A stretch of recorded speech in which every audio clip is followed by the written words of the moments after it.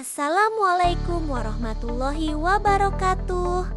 Halo sahabat pembelajar, perkenalkan saya Nurjana Ramadhani. Hari ini kita akan menyelami dunia film, tapi bukan sekadar menonton. Ya, kita akan belajar bagaimana mengapresiasi film layaknya sebuah karya sastra. Dan film yang akan kita bahas adalah film pendek berjudul Rumah Tanpa Kita. Yuk kita mulai pembelajarannya dengan penuh rasa penasaran dan hati yang terbuka. Apa itu apresiasi sastra? Apresiasi sastra itu apa sih? Apresiasi sastra merupakan kegiatan memahami, menikmati, dan menilai karya sastra dengan penuh kesadaran dan kepekaan estetis. Menurut Waluyo 2002, apresiasi sastra melibatkan proses interaksi antara pembaca dan karya yang mencakup dimensi intelektual, emosional, dan imajinatif.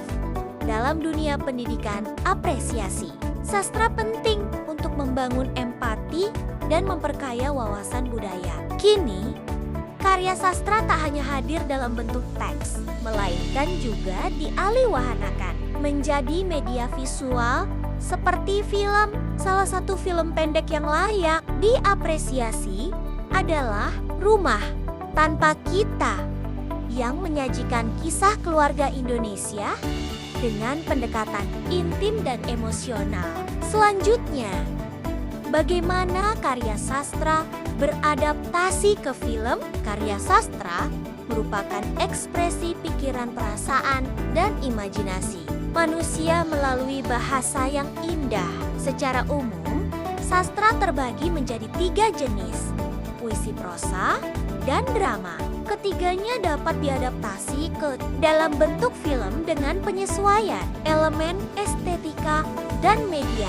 Adaptasi sastra ke film bukan sekadar menyalin, melainkan menafsirkan ulang dalam bentuk visual seperti monolog yang diubah menjadi ekspresi wajah atau simbol visual. Film Rumah Tanpa Kita bukanlah hasil adaptasi langsung dari karya sastra tertentu, namun kekuatan naratif dan penyajian simboliknya memiliki ciri khas sastra. Struktur film yang bertumpu pada konflik psikologis keluarga, dialog minim, dan simbolisme visual menjadikannya layak diapresiasi dengan pendekatan sastra. Selanjutnya, mari kita apresiasi sastra pada film Rumah Tanpa Kita. Identitas film judul Rumah Tanpa Kita tahun rilis 2024. Sutradara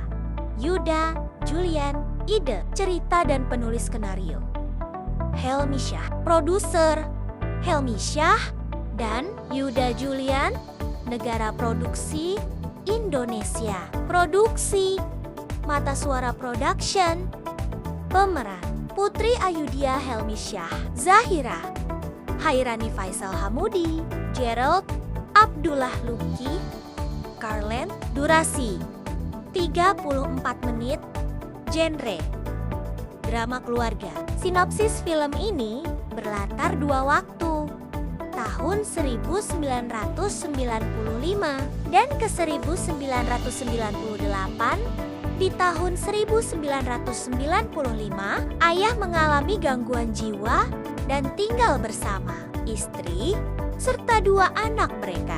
Ibu Laras menjadi figur sentral yang menjaga keutuhan keluarga. Pada tahun 1998,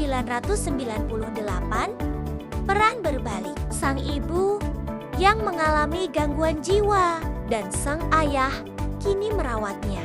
Anak-anak mereka telah tiada. Rumah menjadi simbol trauma, kehilangan, dan cinta dalam luka yang tak kunjung sembuh. Sedih sekali ya. Selanjutnya, langkah-langkah apresiasi sastra. Pertama, mengamati observasi. Film dibuka dengan suasana rumah yang senyap dan terasing.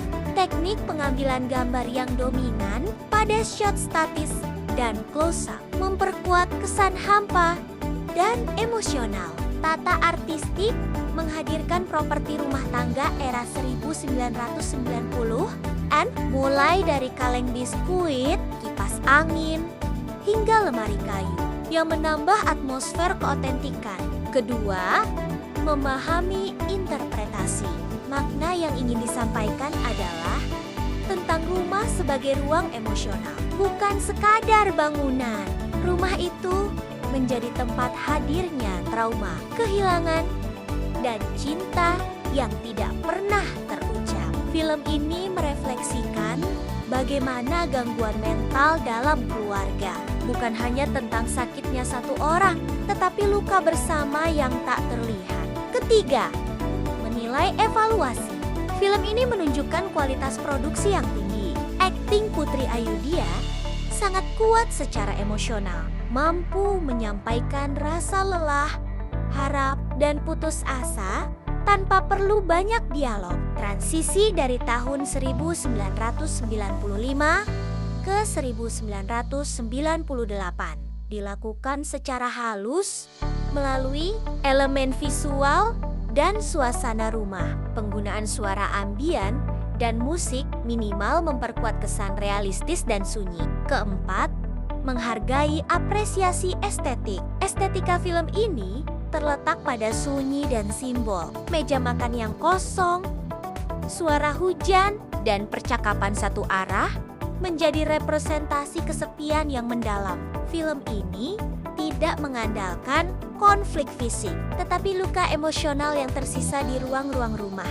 Penonton tidak hanya menonton, tetapi juga diajak untuk merasakan dan merenung. Kesimpulannya, film Rumah Tanpa Kita merupakan karya sinematik yang menyuarakan trauma, kehilangan, dan kesepian dalam ruang domestik yang seharusnya menjadi tempat paling hangat. Rumah melalui pendekatan apresiatif. Film ini menunjukkan bahwa kehadiran fisik tidak selalu berarti kehadiran emosional, dan komunikasi yang terputus dapat menciptakan jurang batin yang mendalam. Itulah pembelajaran kita hari ini. Semoga kalian bisa menonton film bukan hanya dengan mata, tapi juga dengan hati dan pikiran. Karena di balik layar ada cerita yang menunggu untuk dipahami. Terima kasih sudah menyimak. Wassalamualaikum warahmatullahi wabarakatuh.